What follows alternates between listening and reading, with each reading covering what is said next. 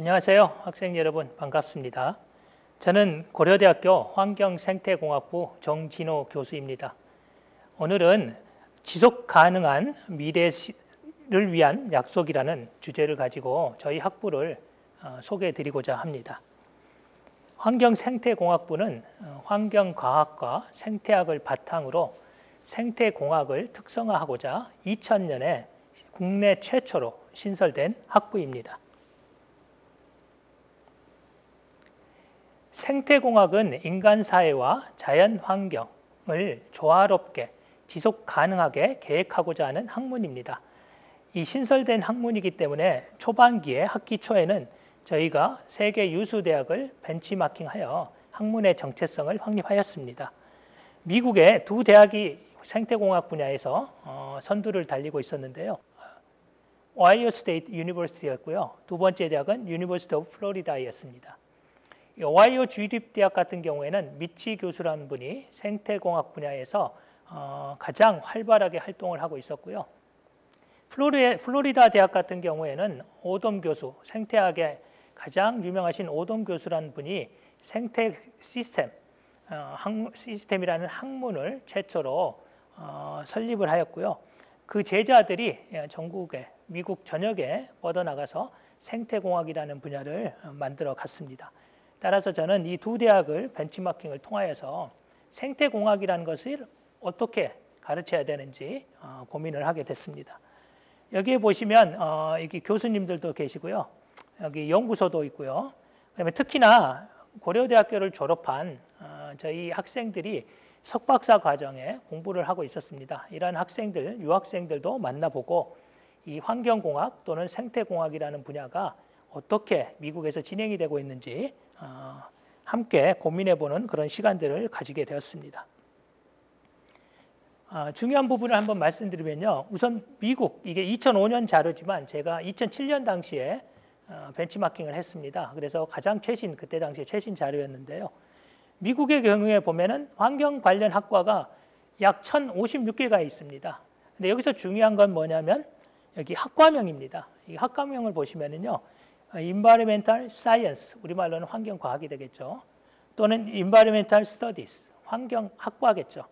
예, 그 다음에 Environmental Engineering, 환경공학과입니다.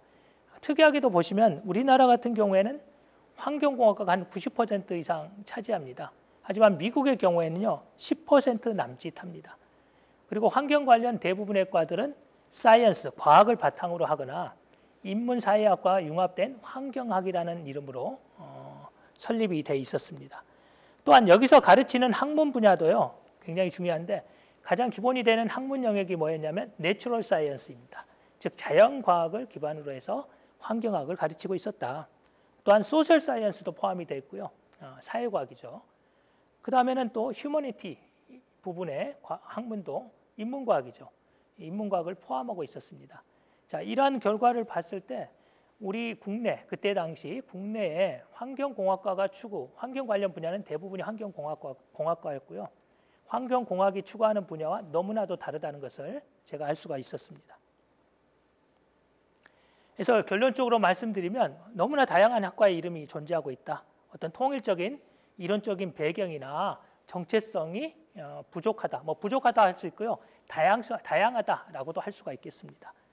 또한 그 각 학과들이 졸업 이수 요건도 굉장히 달랐고요. 과정들도 메이저, 마이너, 프로그램 이런 형태, 꼭 학과나 학부가 아니라 이런 소규모 형태로도 굉장히 많이 존재하고 있었다라는 겁니다.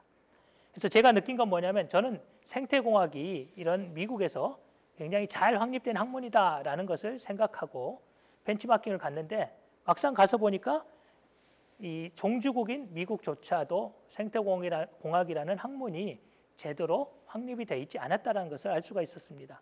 저는 이걸 통해서 이 생태공학이라는 학문이 정말 무한한 기회의 땅이구나. 우리가 좀 늦게 시작을 했지만 우리가 잘 해나간다면 우리가 여기에 선두를 달릴 수 있겠구나. 이런 생각을 하게 됐습니다. 그 다음으로 제가 했던 작업이 이 블루오션 전략이라는 겁니다. 실은 생태공학이 기존에 잘 확립된 시장, 쉽게 말하면 이게는 기업체를 분석한 거라 시장인데요. 교육 과정을 보면 생태공학이라는 교육 과정이 한국은 전혀 없었고요. 미국의 경우에도 잘 확립이 되지 않았었습니다. 그래서 이런 새로운 교육 분야, 교육 과정을 만들려고 하다 보니까 제가 그 방법론 중에 하나를 사용한 게 블루오션 전략입니다. 이 굉장히 유명한 책인데요. 이 책은 이 한국 분이십니다. 김희찬 교수님이라는 분이 이 책을 쓰신 분인데요. 이게 기업체가 어떤 기업체는 살아나고 어떤 기업체는 왜 망하게 되는지 그 이유에 대해서 분석한 굉장히 유명한 베스트셀러입니다. 저는 이 책의 내용을 교육 분야에 한번 적용해 봤어요. 왜 그러냐면 생태공학이라는 분야가 새로운 분야인데요.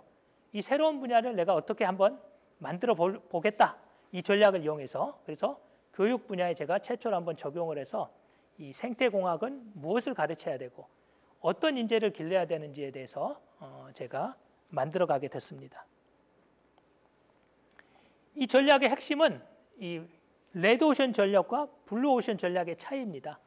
이 블루오션이라고 하면은 여러분이 아주 지중해나 이런 푸른 바다를 생각하시면 됩니다. 거기에 유유자적하게 혼자 수영하는 모습을 상상해 보시면 될 것 같습니다. 이런 블루오션을 새로운 시장을 내가 만들어가는 과정이다. 이때 핵심은 뭐냐면요. 이 경쟁자가 없다라는 거예요. 새로운 시장이기 때문에. 그다음 더 중요한 건 이런 시장을 만들 때는 이 가치와 비용이 둘 다 추구가 돼야 된다. 여러분 쉽게 생각하면 아이폰 생각해 보시면 됩니다. 아이폰. 애플이 아이폰을 만들 때 보면 기존 핸드폰 시장하고는 완전히 다른 거죠. 완전히 새로운 가치를 창출했습니다. 아이폰이라는.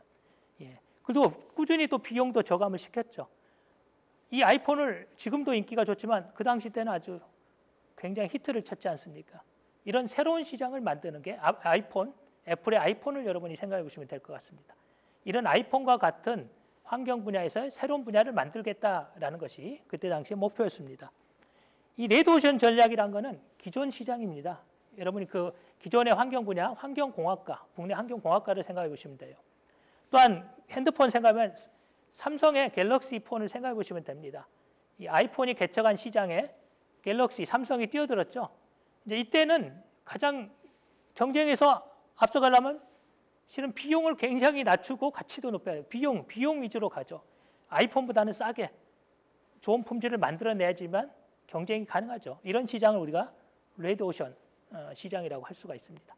그래서 저희는 생태공학이라는 새로운 분야를 위해서 과감하게 블루오션 전략을 짜서 새로운 시장을 만들어 갔습니다. 이 시장을 만드는 원칙들이 여러 가지가 있습니다. 여기 굉장히 많은 체계화시키는 원칙, 실제로 실행시키는 원칙이 있는데요. 이 모든 걸 다 적용할 수는 없고요. 저희가 새로운 시장을 어떻게 만들 것인가, 그 모습, 큰 그림을 제시를 먼저 해줘야 되겠죠. 그래서 그런 의미에서 저는 이 시장 경계선을 재구축하고 큰 그림을 그려가는 이러한 원칙을 바탕으로 전략을 짜게 됐습니다. 그래서 이러한 전략을 짜는 방법이 6가지가 있습니다. 이 책에서는 통로라고 되어 있는데요. 저는 이러한 6가지 방법, 기업체에 적용하는 방법을 제가 교육 분야에 이렇게 변형을 시켜서 6가지 방법을 통해서, 고찰을 통해서 이 생태공학이라는 분야가 어떻게 새롭게 만들어져야 되는지를 나가게 되는 그런 과정입니다. 여기 보면 대안 전공을 먼저 살펴봐야 되고요. 전략 그룹별 고찰도 해야 되고요. 교육 구매자 집단을 재정의하고 보완적 서비스를 관찰하고 기능적, 감성적 지향점을 찾고요. 그다음에 시간의 흐름, 큰 트렌드를 또 봐야 됩니다. 자, 이와 같은 6가지 어떤 통로, 방법을 통해서 생태공학이라는 교육 분야를 새롭게 만들어가는 겁니다. 자, 첫 번째 것이 대안 전공을 선택하는 요소입니다. 여러분 쉽게 생각하면 고려대, 그러니까 환경생태공학부를 오지 않고 환경공학과, 저희하고 경쟁할 수 있는 과죠. 지구환경과학과, 생명과학과를 왜 선택하느냐? 거기는 어떤 매력적인 요소가 있길래 그쪽으로 지나가느냐 하는 문제입니다. 이 환경공학과를 우선 보면은요, 전공 이해도가 굉장히 편해요. 여러분 수처리 생각하시면 되죠. 폐수처리, 하수처리, 공기정화, 어떤 기술이니까 명확하게 잡히죠. 잘 이해하죠, 학생들이. 잘 이해하는 것은 여러분이 선택하기가 쉽죠. 또한 취업 자격증 이런 게 잘 돼 있죠. 기사 자격증, 기술 자격증 잘 돼 있습니다. 취업 분야도 명확하게 확립이 돼 있죠. 졸업 인프라, 졸업생들 많겠죠. 기존에 우리가 했던 분야이기 때문에. 그 다음에 지구환경과학과. 여기를 보면 미래환경 문제입니다. 지구니까 좀 스케일이 좀 크죠. 거대 과학을 또 다뤄요. 이게 상당히 내셔널 지오그래피 여러분 생각하시면 될 건데 굉장히 매력적인 또 학문이 됩니다. 그래서 선호도가 또 높을 수 있죠. 또한 국제적 협력도 활발합니다. 뭐 기후변화 큰 스케일에, 그다음에 지진, 자연재해 이런 문제들을 다루기 때문에 국제적 협력도 활발하죠. 그다음 생명과학 한번 생각해 보시면 굉장히 유명한 분야예요. 지금도 유명하죠. 예. 생명 분야는 아직도 의학 포함하고 약대든 의대든 여러 군데 또 지나갈 수도 있습니다. 그런 의미에서 보면은 아직까지도 미래의 유망한 분야고 학문적 성과도 풍부해요. 유명한 사람 많죠. 국내 과학자도 많고 유명한 사람들 많습니다. 생명 분야. 그다음 첨단 기술과 또 기술이 발달하지 않으면 생명과학이 발달할 수 없죠. IT 기술, NT 기술 이런 테크놀로지하고 잘 융합이 돼서 굉장히 잘 발달하고 있는 학문이에요. 따라서 환경 생태공학부가 이런 요소들을 받아들일 수 있다면 우리 학부가 앞장설 수 있다. 앞서가 우리 학부를 선택하겠다. 이런 의미입니다. 두 번째는 전략적 그룹 간 이동이에요. 쉽게 말하면 고려대를 안 오고 왜 딴 대학을 가느냐 이겁니다. 예. 자, 이때는 왜 딴 대학을 선택하는지 우리가 그 이유를 찾아가면 됩니다. 먼저 세계 저명 대학 있죠. 이 환경 분야가 좀 유명한 대학입니다. 버클리나 캠브리지. 누구나 다 잘 알죠. 세계 유명 대학이죠. 랭킹이 뭐 탑에 들어가는 그런 대학이에요. 그다음에 교육 과정이 잘 돼 있겠죠. 옛날부터 이렇게 쭉 진행해 왔기 때문에. 그다음에 첨단 학문 항상 미래 학문을 또 추구합니다. 굉장히 앞서가는 학문을 추구하는 대학들이에요. 자, 이런 것들은 굉장히 매력적인 요소죠. 내가 요즘 100세 시대 아닙니까? 우리가 짧게 살 수 없어요. 길게 먼 미래를 내다보고 제가 교육을 받아야 되는 그런 상황인 거죠. 여러분들이. 또 특수대학들 많습니다. 여기 포스텍도 있고요. 지스트, 유니스트. 제가 카이스트는 안 한 게 환경 분야를 얘기하는 겁니다. 환경 분야에 좀 유명한 특수대학들. 이런 대학들은 어떻습니까? 과학기술적으로 전문적이라는 거 누구나 잘 압니다. 예, 그다음에 장학금제도 아주 잘 돼 있어요. 연구시설 아주 잘 돼 있습니다. 종합대하고는 상당히 차별화가 확실히 돼 있죠. 그래서 종합대에서도 이러한 것들을 좀 갖춘다면 훨씬 선택에 유리하지 않을까 이런 생각이 드는 겁니다. 그 다음에 여러분 좀 생소할 수 있어요. 미네르바 스쿨이라고 있습니다. 신문에 한두 번씩 나오는데요. 이 대학은 하버드 대학 가기보다 더 힘듭니다. 예, 이 캠퍼스도 없습니다. 뭐 한 학기씩 그냥 전 세계 캠퍼스를 옮겨 다닙니다. 우리나라에도 한 학기 옵니다. 서울에. 이 대학은 뭐냐? 온라인 토론식 강의예요. 그냥 이렇게 여기 지금 온라인 강의 찍고 있는데요. 이렇게 온라인으로 강의를 찍고요. 교수하고는 토론만 합니다. 그 강의를 듣고. 실질적인 질문사항에 대해서 토론하면서 교육을 해나가는 그런 혁신적인 그런 교육 시스템입니다. 4차 산업혁명을 또 선도하고 있어요. 이런 온라인 교육을 포함해서 4차 산업에 충분히 대응할 수 있는 이 첨단 지식들을 굉장히 빠른 속도로 흡수할 수가 있겠죠. 당연히.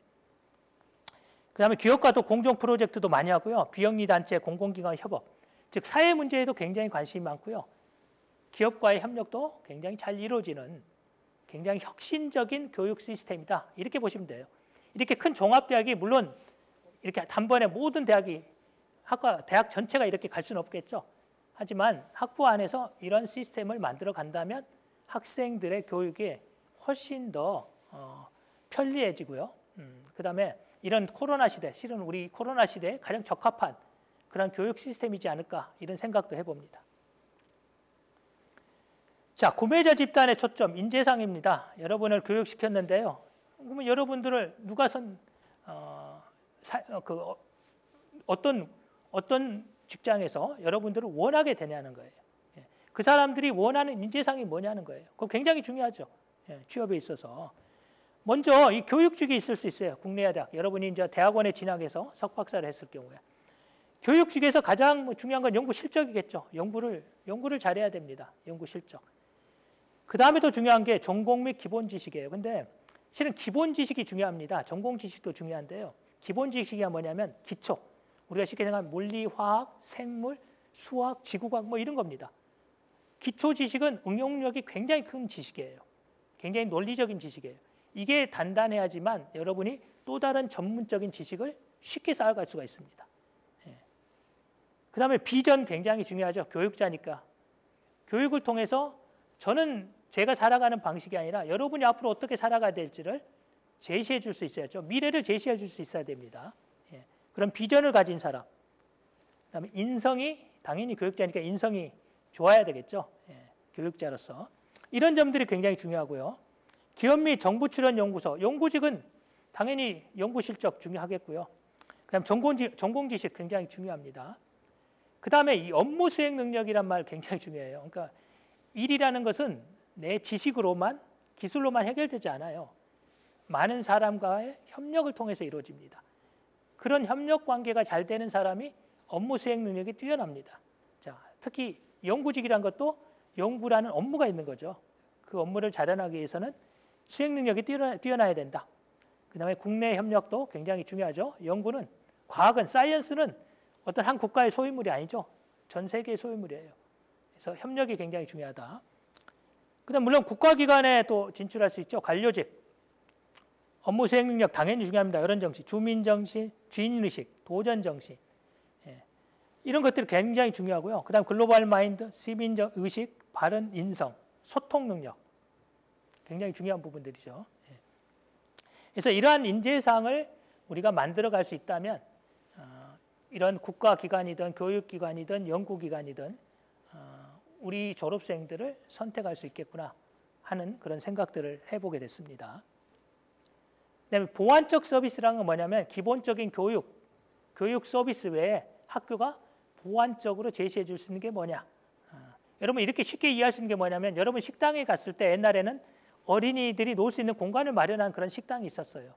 그러면 애를 가지고 있는 가정은 그러한 식당을 가기를 원하겠죠. 아이들이 즐겁게 놀 수 있으니까 자기는 편하게 밥을 먹을 수 있죠. 이와 같은 것들이 보완적 서비스입니다. 그러면은 기본적인 전공 지식, 전공 교육 이런 거 외에 저희가 어떤 서비스를 더 제공할 수 있느냐 이런 문제예요. 첫 번째로 요즘 학생들이 많은 관심을 갖는 게 국제화입니다. 이제 이 지구도 좁죠. 한국은 얼마나 좁겠습니까? 국내 일자리가 한정돼 있죠. 여러분 세계로 진출해야 됩니다. 이게 단순한 영어의 문제 아니에요. 영어 잘한다고 국제화가 된 거 아닙니다. 글로벌 마인드를 가져야 돼요. 다른 사람들은 어떻게 생각하고 어떻게 행동하고 문화죠. 문화도 잘 알아야 되고 그거는 직접적인 실질적인 교류를 통해서만 알 수 있어요. 거기 가서 살아보고 교육을 받아봐야지만 알 수가 있는 거죠. 그래서 이런 외국인 교수 영어 강의도 확대되어 있고요.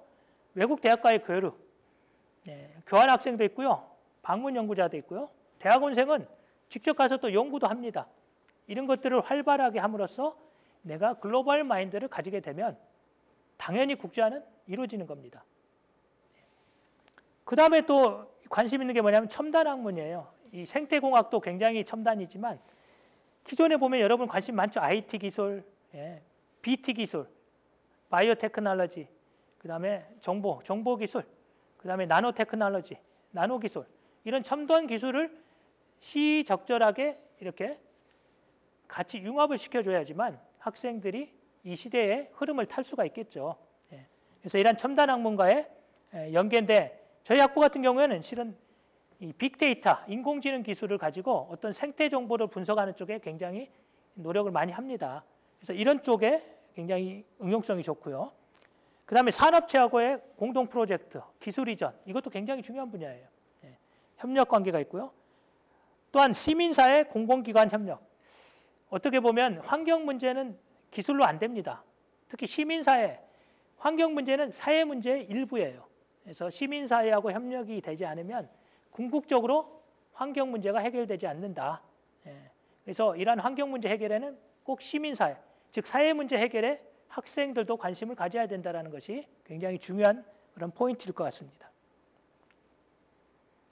자, 그 다음에 기능적 또는 감성적 매력 요소인데요. 여러분이 그 교육, 연구 너무 딱딱할 수 있습니다. 이런 딱딱한 부분에 감성적, 기능적인 거죠. 이거는 감성적 요소를 어떻게 좀 더해볼까 이런 겁니다. 근데 특히 환경 문제는 아까도 얘기했지만 기술로 안 되죠. 이거는 여러분들의 의식, 생각들이 바뀌지 않으면 절대 해결될 수가 없습니다. 그래서 굉장히 감성적인 부분이 굉장히 중요해요. 감성적으로 여러분들이 동참할 수 있게 해야 돼요. 지금 기후변화의 문제, 미세먼지의 문제, 미세 플라스틱의 문제, 폐기물 문제 어떻게 해결하겠습니까? 논리적으로는 접근이 안 됩니다. 그래서 환경 문제는 과학기술로만 안 된다. 즉 사회와 생태, 실은 우리의 연구 대상은 생태 시스템이지만 사회 시스템과 함께 연구하지 않으면 절대 해결할 수 없는 문제라는 거예요. 그 다음에 모든 국민이 관심이 있습니다. 범국민적인 거버넌스 중요하고요. 우리가 하는 일을 시민들에게 널리 알려서 협력할 수 있게 해야 된다는 거예요. 국제적 협력도 중요합니다. 지금 유엔에서요, 2030년까지 지속 가능 발전 또는 개발이라고 하는데 목표를 만들어 놨습니다. 그래서 전 세계가 교육 분야든 산업 분야든 국가든 이 목표를 달성하기 위해서 노력하고 있어요. 그 중에 하나가 국가에서도 탄소 중립 선언했지 않습니까? 이것도 지속 가능 발전 목표 중에 하나입니다. 교육 체계도 마찬가지예요. 여기 이런 인재들을 키워나가야 돼요. 이런 지속 가능 발전 목표를 달성할 수 있는 인재를 키워가는 게 굉장히 중요하다. 그 다음에 이게 이제 마지막 그 통로가 되겠는데요. 흐름을 읽어야 됩니다. 트렌드라고도 하죠. 이 환경 분야에 있어서 교육과 연구가 어떤 트렌드로 가고 있느냐. 이 트렌드를 읽어야 되는데 이 첫 번째는 이거입니다. 미래 리스크. 지금 과학기술, 특히나 기술이 굉장히 발전되어 있기 때문에 현재 존재하는 환경 문제들을 많이 해결해요. 여러분 쉽게 생각하면 우리나라 같은 경우에는 핫폐수 처리 거의 100% 합니다. 처리 기술이 문제가 돼서 우리가 처리를 못하는 게 아니에요. 기술의 문제는 이미 달성을 했습니다. 그러면 우리가 어떻게 관심을 가졌냐? 우리는 앞으로 이제 미래 문제에 좀 관심을 가져요. 특히 환경, 현재의 문제는 환경공학과가 아주 잘하고 있어요. 저희 환경생태과학부는 미래의 어떤 리스크, 미래에 일어날 일들, 지속적으로 일어날 일들, 이런 거에 관심을 갖자라는 거예요. 요즘 가장 큰 게 여기 나오는 거죠. 기후변화. 얼마나 큰 문제입니까? 이거는 모든 시민의, 모든 국민의 영향을 미치는 문제예요. 생물 다양성, 생태계 교란. 제가 코로나 얘기는 후반부에 다시 한번 얘기하겠습니다. 왜 코로나가 발생하게 되었는지, 근본적인 원인이 무엇인지, 바로 생태계 교란입니다. 그 다음 미세먼지, 범정부 지금 위원회도 만들어졌죠. 미세 플라스틱, 지금 한창 이 미세 플라스틱에 폐플라스틱, 일회용품 굉장히 큰 문제고 현재도 문제가 되고 있지만 미래는 더 큰 문제가 될 거라는 거예요. 우리가 이거를 대비하지 않으면 전 지구, 이 지구에서 우리가 지속 가능하게 살아남을 수 없다라는 거예요. 굉장히 중요한 문제입니다. 따라서 이런 것들을 해결하는 방법 중에 하나 저희가 제안하고 싶은 게 리질리언스 연구입니다. 이게 탄력성, 회복력 이렇게 얘기할 수 있는 거예요. 여러분 용수철 생각하면 가장 쉽습니다. 용수철을 적당히 늘리면 어때요? 다시 돌아오죠? 이걸 너무 팍 늘려버리면 어때요? 회복할 수 없죠? 탄력을 잃어버리죠. 못 돌아옵니다. 기후변화 있잖아요. 저희가 탄소 감축하지 않으면 저희는 돌아올 수 없는 세계로 갈 수 있어요. 더 이상 지구에서 살 수 없는 그런 세상이 이루어질 수 있습니다. 저희가 충분하게 회복력을 갖추지 않으면 그렇게 된다는 겁니다. 그 다음에 아까 지속 가능 개발 목표 제가 얘기했던 분야인데요.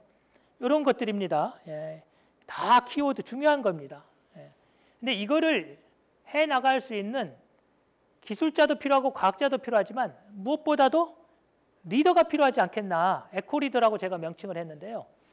리더라는 건 뭐냐면 나를 따르라 이런 것은 아닙니다. 미래를 읽을 줄 아는 사람이어야 돼요. 미래를 읽고 우리가 나아갈 방향을 제시할 수 있는 사람이 리더예요.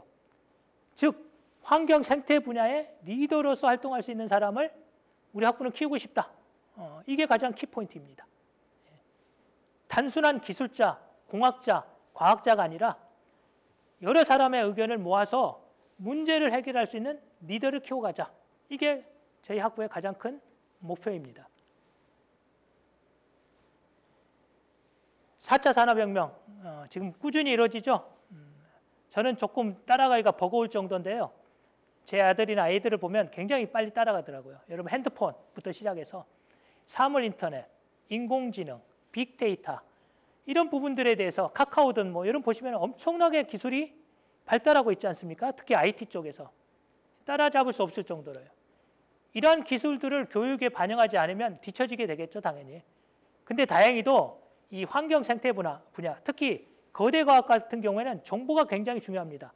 생태 정보, 지난 수십 년간의 기후 정보, 그다음에 환경 정보, 이런 정보들을 인공지능이나 기계학습 이런 툴을 통해서 해석할 수 있어요.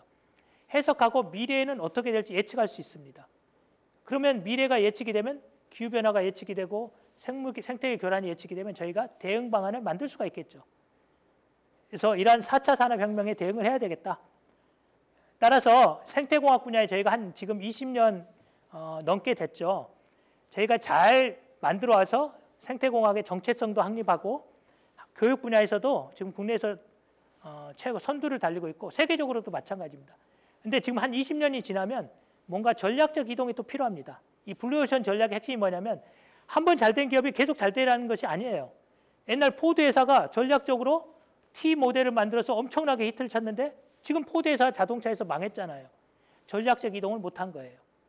우리 학부도 마찬가지로 20년 동안에 잘해왔는데 미래를 보고 다시 전략적 이동을 해야 된다. 그 방향이 뭐냐라는 것을 제시를 하고 싶은 겁니다. 그래서 이러한 6가지 통로나 방법을 통해서요. 단순한 우리가 큰 그림을 보기 위해서는 실은 제거할 부분, 축소할 부분, 늘릴 부분, 새로 만들 부분을 찾아 나서야 됩니다. 제가 정리를 하면 이겁니다. 후처리 기술, 이런 기술적인 거, 처리 기술, 그 다음 후처리란 거는 문제가 발생하고 그거를 처리하는 기술이에요. 쉽게 생각하면 폐수를 만들고 폐수를 처리해요. 처음부터 폐수를 안 만들면 되지 않았어요? 예. 그래서 우리는 사전 예방에 집중하지 후처리 기술에 집중하지는 않겠다. 이거는 완전히 제거하겠다. 그런 분야는 환경공학과에서 하면 되는 거니까 우리 학부가 할 분야는 아니다. 그 다음에 감소시킬, 좀 줄여갈 부분이라면 전공 세분화입니다. 예. 저희가 사회하고 생태도 통합을 하는데요. 생태 안에서, 자연 환경 안에서 또 세분화할 필요는 없어요. 물이다, 대기다, 토양이다. 환경 문제라는 건 한 곳에서 일어나면 다른 곳으로 전파됩니다. 하나의 문제만 집중하면요. 그 문제 해결하면 딴 문제 또 발생해요.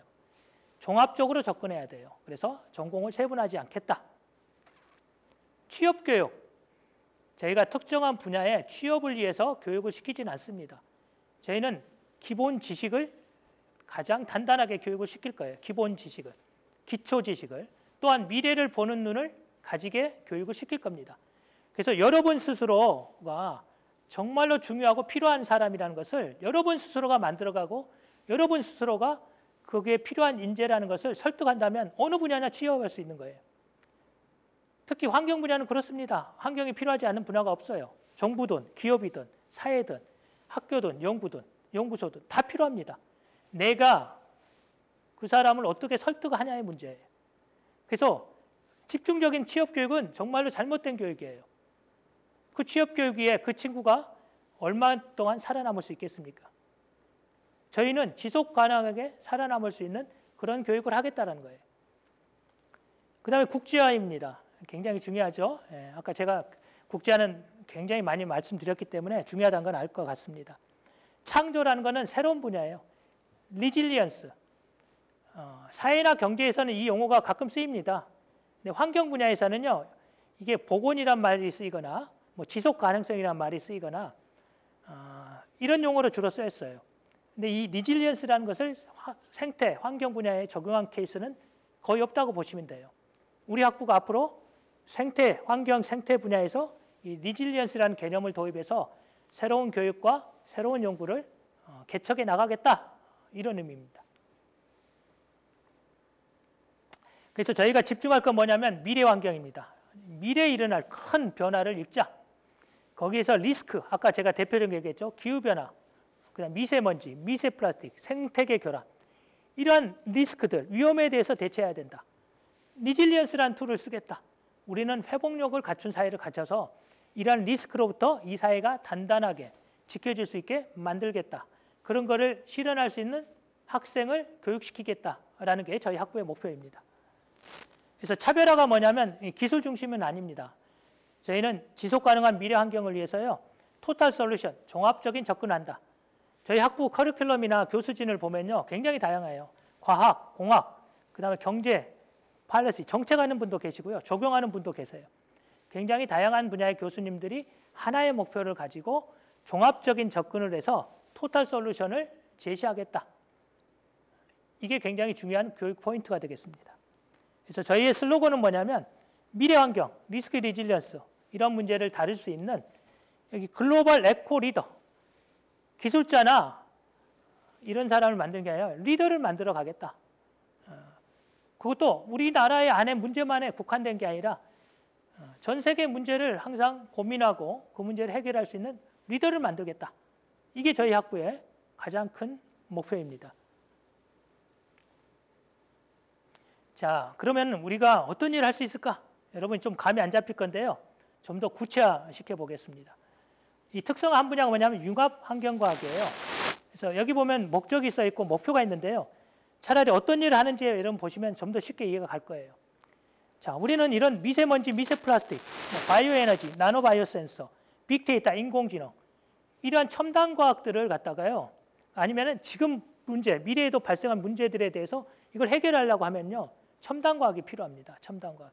그래서 이런 첨단 과학과 잘 융합을 해서 우리가 새로운 융합된 환경과학, environmental science, 아까 말한 생태공학의 바탕이 되는 이 환경과학 분야를 첨단화시키겠다 이런 뜻입니다. 제가 하고 있는 연구 한 가지 예를 들어보겠습니다. 물벼룩이에요. 여러분이 뭐 아시는 분이 있을런가 모르겠는데요. 물속에 사는 아주 한 3mm 정도 된 큰 성체는 큰 거는 물벼룩 같은 경우에는 굉장히 중요한 역할을 합니다. 이 물벼룩이 가장 중요한 게 물고기의 먹이가 됩니다. 근데 굉장히 이게 민감해요. 그래서 이런 미세 플라스틱, 특히 플라스틱이 여러분 보면 이렇게 파편화돼요. 작게 쪼개지죠.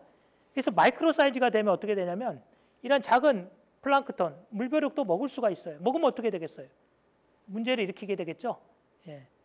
더더군다나 플라스틱뿐만 아니라 이 안에 들어가 있는 첨가제가 있습니다. 플라스틱을 연하게 하는 가소제도 있고요. 최근 일회용품 굉장히 많이 쓰이죠. 이게 전부 환경으로 나가고요. 큰 물고기는 큰 걸 먹겠지만 이런 작은 생명체들도 이런 미세 플라스틱, 미세화된 플라스틱을 먹고 나서 스트레스를 받고 성장을 못하고 새끼를 못 낳아요. 이게 지속되면 어떻게 되냐면요. 세대 간에 계속 이어지면서 어떤 종은 적응해서 살아갈 수 있지만 어떤 종은 적응을 못하면 절멸하게 됩니다. 종이 없어지게 되는 거예요. 살 수 없게 되는 겁니다. 그래서 이와 같이요. 이와 같은 문제들을 우리 학부에서 연구하고 있다.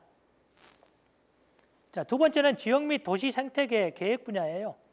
무슨 일을 하냐면 여기 보시면 압니다. 생태공원, 자연형 하천, 제로카본, 물순환 도시, 생태도시, 생태마을 이런 곳에서 여러분이 기여를 할 수가 있습니다. 이것도 제가 한번 예를 들어보겠습니다. 서울시에서 지금 가장 크게 추진하고 있는 사업 중에 하나예요. 서울시가 물순환 선도시가 되겠다. 우리나라 주요 도시에도 다 이 물순환 도시 사업을 하고 있습니다. 서울시가 가장 앞장서서 하는데요. 여기 보면은 여기 생태적인 요소들 굉장히 많아요. 여기 보면은 이 침투도랑도 있고요. 옥상 녹화도 있죠. 이러한 것들, 생태수로도 있고요. 이러한 것들이 모두 다 어떤 생태공학에서 해야 될 일입니다. 생태공학이라고 하면은요. 쉽게 말하면 인간 사회하고 자연 생태계를 조화롭게 디자인하는 겁니다. 이게 생태계만 보존하겠다 이런 얘기가 아니에요. 생태공학은 인간 사회와 자연 생태계가 조화롭게 지속 가능하게 만들어가자는 학문입니다. 이게 가장 어떤 대표적인 예라고 할 수가 있겠습니다. 이런 물순환 도시를 만들어가는. 다음엔 궁극적으로는 우리가 자연 생태계를 복원을 해야 되겠죠. 이 복원을 통해서 이 생태계가 있어서 건강한 생태계가 있어야지만 인간 사회도 지속 가능해지는 겁니다. 우리가 딱 닫아놓고 전혀 자연과 교환하지 않고 자연을 계속 훼손하고 우리만 발전할 수 없죠. 그래서 궁극적으로 저희 학부는 자연 생태계를 복원하는 것을 목표로 하고 있습니다. 여기 보시면 지리산, 비무장지대 굉장히 좋은 자연 생태계예요. 우리 계속 보존해야 되고요. 훼손된 지역도 많아요. 우포늪은 많이 복원이 됐고요. 폐광산 지역들, 산해들 굉장히 많습니다. 산림을 또 복원해야 되고요. 그 다음에 기후변화, 생물다양성 이런 큰 문제들, 자연 생태계에서 일어나는 큰 문제들도 저희가 관심을 갖고 해결해야 됩니다. 자, 이게 또 제가 하고 있는 연구 중에 하나인데 대표적인 예라고 볼 수가 있어요. 제가 기후변화 모델링을 합니다. 여기 보면 RCP 4.5, 8.5 있는데요. 4.5라고 하면은 지금과 같이 좀 탄소 저감을 많이 하는 경우예요. 하지만 8.5는 뭐냐면 탄소 저감을 전혀 안 했을 경우예요. 그때 기온은 당연히 올라가겠죠. 기온이 올라가면 수온이 올라갑니다. 수온이. 예. 근데 물고기는 변온 동물이에요. 뭐 아무 데서나 사는 게 아니에요. 내가 좋아하는 온도에서만 살 수 있어요. 사람은 항온이죠. 살 수 있어요. 뭐 옷을 많이 입고 또 버티고 살 수 있어요. 물고기는 살 수 없어요. 그러면 물고기의 분포가 달라지게 돼요. 어떤 종은 멸종하게 됩니다. 여기 예를 보면요. 우리가 탄소 저감 전혀 안 했을 때 8.5 시나리오 있죠. 탄소 배출이 일어나면 여기 섬진강 자료가 있는데요. 거의 절반에 가까운 종들이 없어지게 돼요. 우리나라에서. 굉장히 큰 문제입니다. 뭐 한두 종 없어지는 게 무슨 문제냐고 여러분 할 수 있지만 이게 돌고 돌아서 우리에게 큰 영향을 미치게 된다는 거예요.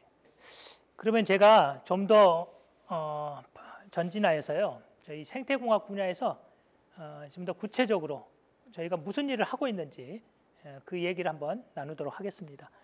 이 두뇌한국 21이라고 하는데요. 브레인 코리아 21이라고 합니다. 이 사업은 국가에서 진행하는 대학원 지원 사업이에요. 그래서 이 지원 사업에 선정이 된다는 것은 우리나라에서 이 분야, 선정된 분야에서 가장 교육이나 연구 측면에서 앞서가고 있다라는 것을 인정하는 그런 프로그램이라고 보시면 될 것 같습니다. 이 고려대 환경생태공학부는요. 2단계부터 2006년도부터 이 사업을 꾸준히 지금까지 진행을 해오고 있습니다. 그래서 아까 제가 말씀드렸듯이 저희가 이제 20년 정도 지난 다음에 새로운 전략적 이동이 필요한데요. 이 사업을 위해서 저희가 새로운 전략적 이동으로서 이러한 주제를 가지고 저희가 교육연구단을 만들어서 이 대학원생의 연구, 교육을 지원하겠다라고 제시를 했습니다. 물론 대학원생에게도 지원이 되고요. 대학원생이 주지만 이러한 내용들은 학부생과도 전부 다 연관이 돼 있습니다. 그래서 저희가 집중하고자 하는 분야가 리스크 리질리언스입니다. 아까 말씀드렸지만 미래에 변하게 될 큰 변화들, 기후변화든 미세 플라스틱 이런 큰 변화들에 대처할 수 있어야 되고요. 그거를 대처할 수 있는 방법으로 저희는 리질리언스라는 것을 제시하고자 합니다. 또한 저희가 생태 분야만을 집중해서는 문제가 해결되지 않는다고 했죠. 그래서 사회와 사회 시스템과 생태 시스템을 융합하는 이러한 시스템에서의 문제 해결을 다루겠다라는 것이 저희 교육연구단의 궁극적인 목표가 될 것 같습니다. 제가 리스크와 리질리언스를 좀 쉽게 한번 설명해 보겠습니다. 이게 가장 쉬운 건데 이게 실은 적절한 예라고 저는 판단이 드는데요. 여기 우리나라도 물론 생태공원 굉장히 많습니다. 근데 아직까지는 우리나라의 생태공원의 경우에는 이런 리스크에 대비해서 여기는 이제 홍수라는 리스크가 있는데요. 이런 리스크에 대비해서 생태공원을 설계하지는 않고 있습니다. 하지만 이 중국의 예인데요. 이 중국에도 또 생태공학이 굉장히 발달되어 있습니다. 이 중국의 이 공원의 경우에 보면요, 가장 특별한 예가 보면 이 다리가 이렇게 상당히 높게 이렇게 설치가 돼 있죠. 이 불편하게 다리가 왜 이렇게 높게 설치가 돼 있지? 사람이 이동하는 통로입니다. 불편하겠죠. 위험할 수도 있고요. 하지만 여러분 홍수가 된 다음에 한번 살펴보시면 쉽게 이해가 갈 겁니다. 홍수가 일어났는데 이 다리는 잠겨 있지 않고 그대로 위에 있습니다. 즉, 이 홍수라는 리스크가 빈번하게 일어나기 때문에요. 이 작은 홍수는 물론 막을 수 있겠죠. 하지만 큰 홍수는 어떻게 돼요? 범람하겠죠. 하지만 이 범람했을 때도 생태공원이라는 시스템이, 사회생태 시스템이 무너지지 않고 지속 가능하게 유지될 수 있는 것이 바로 리질리언스를 갖고 있다는 그런 개념이 되겠습니다. 그래서 이 예가 회복력 있는 그러한 사회생태 시스템의 가장 좋은 예라고 얘기를 드릴 수가 있겠습니다. 그래서 여기 보시면은 이 기존 공학은 이렇습니다. 우리 사회도 마찬가지인데요. 항상 최적화해라, 효율화해라 이렇게 얘기합니다. 그때 최적화 효율은 뭐냐면 작은 시스템이에요. 쉽게 말하면 자동차가 있는데요. 엔진 하나만 최적화하고 효율화하면 되겠습니까? 엔진을 효율화시키면 자동차 전체에 문제가 될 수도 있습니다. 다른 것이 효율화 최적화되지 않고 엔진만 효율화되면 서로 간에 조화가 이루어지지 않겠죠. 그래서 저희가 추구하고자 하는 것은 뭐냐면요. 시스템 전체, 여기 보면 시스템 전체의 최적화 효율화예요. 이게 뭐냐면 지속 가능한 시스템을 만드는 겁니다. 즉, 일부분의 시스템만을 생각하지 말고 시스템 전체를 생각하자. 이 시스템 전체의 지속 가능성을 높이는 방법을 생각하자. 이러한 방법론이 바로 리질리언스라는 그런 개념이 될 것 같습니다.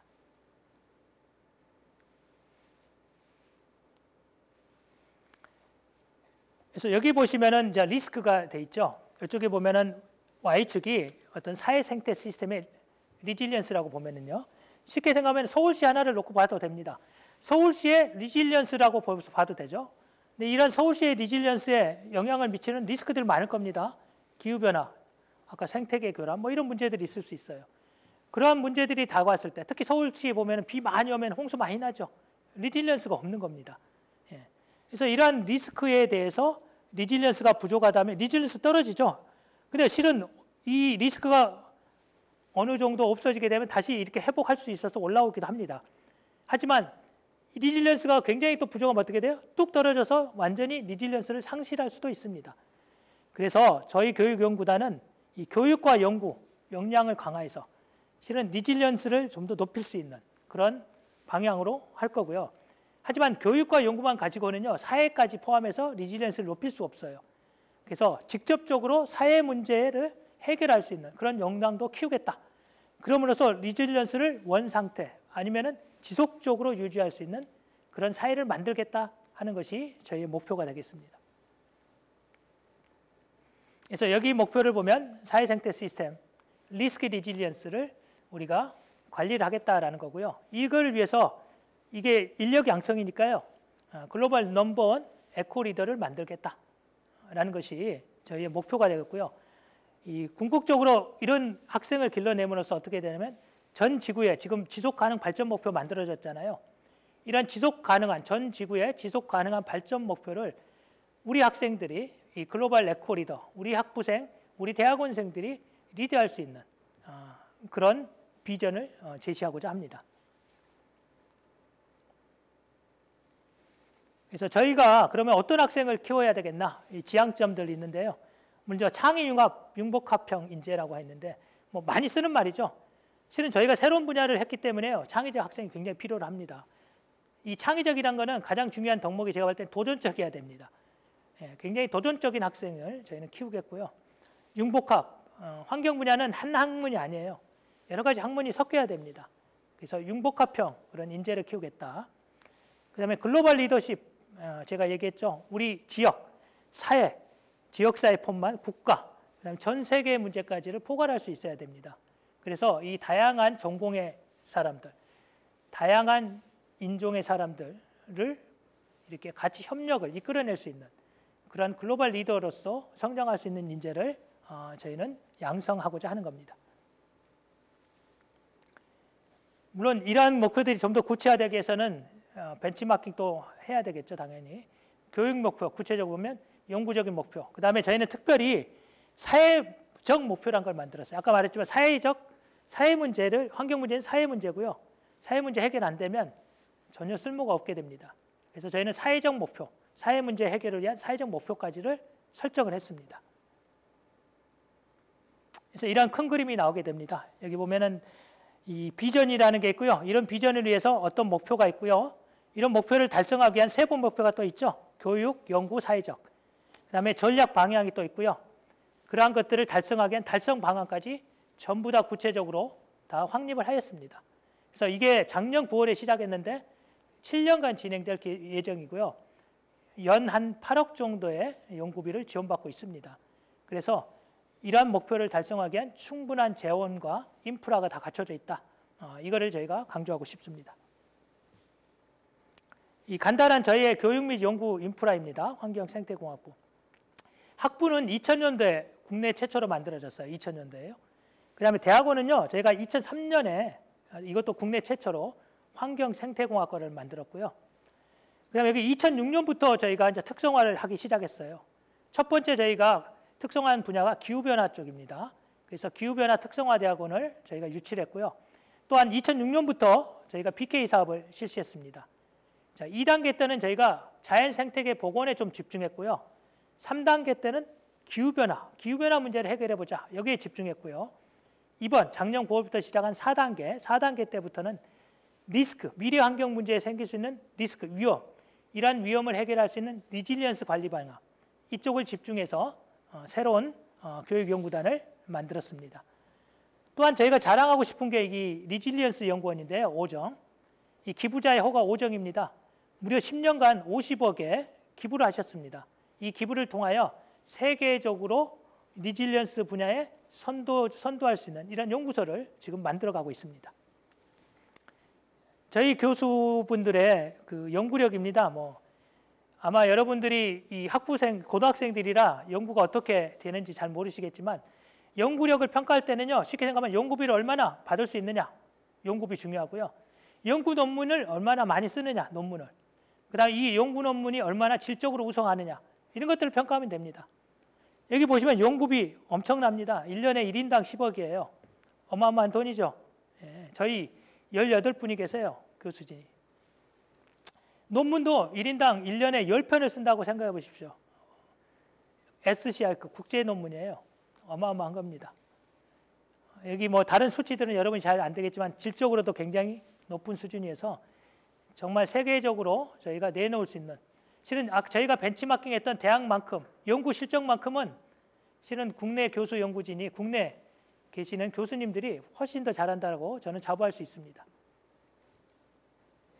저는 제가 올해 20년이 딱 됐습니다. 제가 아까 2000년에 학부가 만들어졌다고 했죠. 제가 2002년에 학부가 만들어지고 처음 채용된 교수입니다. 그래서 제가 이런 그 생태공학이라는 학부의 정체성과 교육과정을 만드는데 굉장히 노력을 많이 했습니다. 그래서 그걸 바탕으로 해서 제가 교육연구단 4단계 교육연구단을 이끌게 됐고요. 저를 포함해서 이 교수진이 여기 쭉 나와 있습니다. 현재 저희 18분이 교수님이 계세요. 저희가 학부가 한 학기에 한 60명 조금 넘게 뽑는데요. 한 학년에 18분의 교수진이면 상당히 많은 숫자입니다. 이 전공도 보시면은 굉장히 다양한 분야입니다. 아까 제가 말했지만 크게 저희는 생태학 분야가 있고요. 환경과학 분야가 있습니다. 수질, 토양, 폐기물, 해양까지도 있습니다. 그다음 생태학은 자연생태, 생태학 분야가 있고요. 그다음 조경 분야도 있고요. 환경계획 분야도 있습니다. 그래서 과학, 공학, 그다음에 아까 말한 인문 쪽, 사회학 쪽도 커버할 수 있는 그러한 다양한 학문을 가지고 있는 교수진을 가지고 있다. 이렇기 때문에 저희가 융복학 학문을 교육하고 연구할 수 있는 그런 원동력이 되는 겁니다. 연구소 아까 제가 얘기했죠. 이게 50억의 기부를 받아서 만든 건데요. 정말로 국제적으로 엄청나게 활발한 활동을 하고 있어요. 이 ARC라는 게요, 아시아 리질리언스 센터예요. 우리가 물론 세계적인 리질리언스 센터가 있습니다. 근데 저희가 아시아지계에서는 최초로 리질리언스 센터를 만들어서요, 매년 ARC 컨퍼런스를 합니다. 저희가 주체가 돼서, 주관이 돼서. 그래서 이 분야에서 아시아 지역에서는 우리가 리질리언스 연구를 선도하겠다, 이런 목표를 갖고 있어요. 그 다음에 GCP 코리아도 있고요. 글로벌 카본 프로젝트인데 기후변화 문제는 저희가 국내에서 가장 잘하고 있다, 이렇게 생각하시면 돼요. 그 다음에 UN의 SDSN이에요. Sustainable Development를 실천하는 건데요. 이것도 UN에 있는 조직을 고려대 환경생태공학부가 유치를 했습니다. 그래서 국내 조직인 거죠. 그래서 이 연구 조직도 있고요. 그 다음에 유스, 그래서 그 청년 조직도 있습니다. 이러한 조직을 저희가 대표적으로 운영하고 있고요. 그 다음에 여기 연구소들도 다양하게 있습니다. 그 다음에 교육 조직도 갖고 있고요. 그래서 이를 통해서 저희가 뭘 하고 싶냐, 궁극적으로. 여기 보시면은 리질리언스 연구 당연히 저희가 선도를 하고자 하고요. 그 다음에 이런 게 단순히 교육과 연구에만 머물지 않고요. 이런 거를 통해서 새로운 산업, 신산업을 통해서 부가가치도 저희가 창출할 수 있겠구나. 이런 쪽에 대해 비전을 제시하고 싶고요. 또한 이 학문적으로도 저희가 세계적 수준이 돼야 되겠다. 교육 분야도 실은 아까 제가 말씀드렸지만 생태공학 분야도 굉장히 미지의 땅이었어요. 그래서 저희가 이번에 전략적 이동을 한 번 더 함으로써 확실하게 생태공학 분야의 교육과 연구만은 저희가 세계적으로 리드할 수 있는 그런 학부가 되겠다라는 것을 큰 목표를 가지고 있습니다. 그래서 이러한 교육을 통해서 우리가 궁극적으로 글로벌 에코리더를 양성하고요. 그러한 에코리더의 양성이 어떤 모습일까? 이 사진을 한번 보시면 저는 그게 의미가 다 돼 있다고 저는 생각이 드는데요. 이게 ARC 컨퍼런스입니다. 아까 제가 했지만 아시아에서 제가 리드를 하지만요. 저희 교수 연구진들이 매년 세계 유수의 교육자와 연구자들을 초청해서 컨퍼런스를 합니다. 국제학회를요. 이 중심에 전부 저희 학부 교수님들과 관계자분들이 계세요. 즉 우리가 중심이 돼서 여기 보시면 쉽게 말하면 외국인들이 주변에 있죠. 예. 우리가 중심이 돼서 세계를 끌어안고 갈 수 있는 그런 조직, 학부가 되겠다. 이게 진짜 큰 꿈입니다. 외국인들이 더 많이 여기에 배치가 돼야 되고 좀 더 저희 대학원생들과 학부생들이 중심부에 좀 더 많이 모이게 되면, 위치할 수 있게 되면 명실상부하게 저희가 이 환경 생태공학, 특히 생태공학 분야에서 뭔가 족적을 남길 수 있겠다, 이런 생각을 갖게 됩니다. 저희 코로나, 여러분 지금 굉장히 어려운 그런 상황이죠. 이게 작년에 오늘이 딱 1년이 된 해라고 합니다. 발생된 지 우리나라에. 근데 이게 아직도 언제 끝날지 모릅니다. 1년이 갈지 2년이 갈지 그런 모르는 상황이에요. 이런 코로나의 이런 문제, 코로나가 왜 대발생하게 됐느냐, 이것들을 과학자들이 좀 추적을 한 거예요. 이 추적을 해보니까 이 근본적인 문제가 이거이지 않겠나라고 제시를 한 게 바로 생태계 교란입니다. 이 코로나, 특히 바이러스는요, 종특이적이에요. 특정한 종에만, 특히나 미생이죠. 특정한 종에 특이적이란 말은 그 종에만 기생한다는 뜻이에요. 이거 박쥐 바이러스죠, 코로나 바이러스가. 박쥐에 원래 있어야 되는데 이게 사람한테 온 거예요. 사람을 숙주로 한 겁니다. 이게 어떻게 하면 가능하냐? 일단 우리가 박쥐를 볼 일이 별로 없잖아요. 근데 우리가 자꾸 자연을 갖다가 개발함으로써 박쥐의 서식지와 인간의 서식지가 겹치게 된 거예요. 서로 접촉하게 되는 거죠. 그러다 보니까 이 박쥐, 물론 매개체가 중간에 하나 더 있을 수도 있습니다. 다른 동물이. 하지만 기본적으로는 이 박쥐의 서식처가 교란되기 때문에 거기에 있는 바이러스가 다른 전파자를 통해서 인간에게까지 전달이 되었다는 거예요. 궁극적으로는 생태계 서식처가 교란이 됐기 때문이다라는 거예요. 그래서 저희 학부 같은 경우는 이런 거에 굉장히 관심을 많이 갖고 있는데요. 자연 생태계가 왜 복원되고 보존돼야 되는지, 이게 가장 큰 예예요. 저희 모든 사회 경제가 다 정지돼 있잖아요. 어마어마한 큰 희생을 지금 감수하고 있지 않습니까? 피해를 보고 있고. 왜 우리가 생태계를 보존해야 되는지, 이거 하나만 봐도 우리는 그 필요성을 충분히 알 수 있을 것 같습니다. 근데 이 코로나19, 코비드-19이라고 하죠, 영어로. 근데 이 코로나 대응하는데 의외로 우리나라 굉장히 잘했죠. 우리가 잘 알고 있는 선진국들 보세요. 미국, 유럽, 어떻게 됐습니까? 어마어마한 숫자의 희생자와 감염자가 생겼죠. 우리가 잘 알고 있는 그런 발전된 나라들이 맨날 우리가 쫓아갔던 나라들이죠. 선진국들. 그런 나라들은 왜 코로나 상황에서 저런 참사를 겪게 됐는가? 그 답이 바로 리질리언스입니다. 회복력. 그 나라들은 발전했는데 회복력을 갖추지 못한 겁니다. 아까 얘기했지만 일부만 발전한 거예요. 일부만 첨단을 달렸고 사회 전체, 전체가 따라가지 못했다라는 거예요. 그래서 이 사회 생태적 변화가 일어났는데 이런 변화를 위해서는 우리는 무엇을 키워나가야 되나? 이런 변화에 잘 대응하기 위해서는 무엇이 가장 절실한가? 그 답이 바로 리질리언스를 만들어가는 거예요. 리질리언스. 그래서 2000년에요. 제가 이 책자를 찾았는데 우리나라가 이거 책자를 발간해 가지고요. 2000년 5월일 거예요. 전 세계에 뿌렸어요. 우리가 코로나 모범 국가니까 뭔가를 해줘야 되잖아요. 그래서 전 세계에 쉽게 말하면 가이드라인 같이 뿌린 겁니다. 우리가 과학에서는 이런 일 못해요, 잘. 심지어 보건의료 분야에서도 이런 일 할 수 있겠습니까? 우리가 이렇게 선도하는 일에 나서본 적이 별로 없습니다. 근데 이렇게 모범적으로 뿌렸습니다.